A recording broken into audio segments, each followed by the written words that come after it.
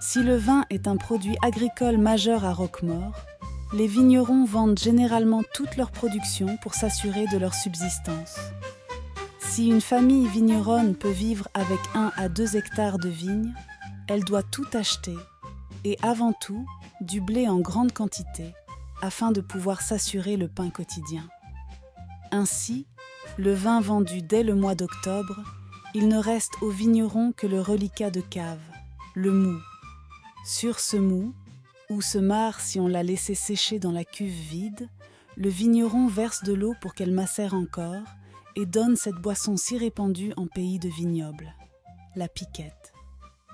Aujourd'hui, la piquette désigne plutôt un mauvais vin. Le mot a subi un glissement de sens avec la disparition de la piquette. Titrant à 2 ou 3 degrés d'alcool, cette boisson répondait à la soif et permettait de rendre potable des eaux puisées parfois malsaines. Mais la piquette était avant tout une boisson qui ne coûtait rien ou presque. C'était une boisson pour tous les jours, une boisson légèrement calorique qui requinquait le travailleur des champs, une boisson pour tous. Une fois faite, elle est tirée de la cuve puis mise en tonneau, la cuve étant souvent un tonneau de grande dimension.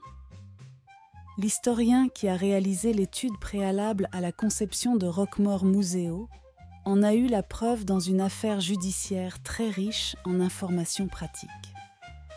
Les pièces de procédure de cette affaire se trouvent dans la liasse 8B23 des archives départementales de Nîmes. Elle recèle des informations très précieuses.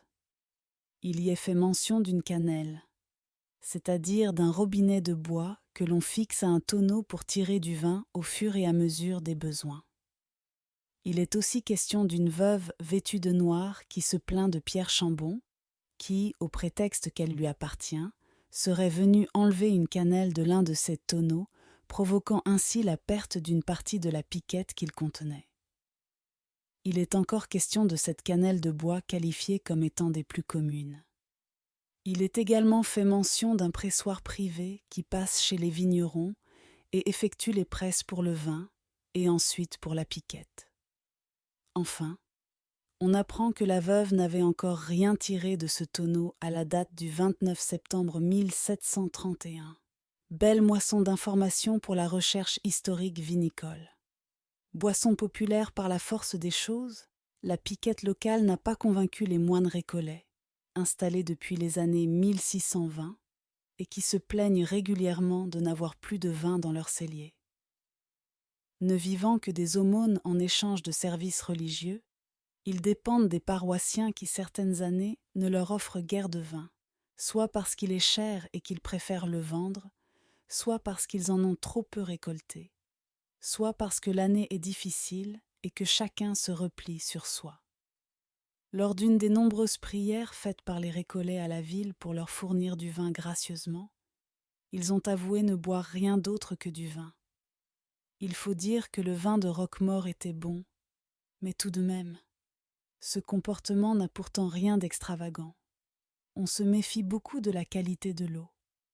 Après la Seconde Guerre mondiale, un villageois de Saint-Alexandre près de Bagnols-sur-Cèze, lors des enquêtes menées pour comprendre une grave intoxication alimentaire survenue à Pont-Saint-Esprit en 1951, un témoin d'une 50aine d'années avait expliqué n'avoir jamais bu d'eau de sa vie.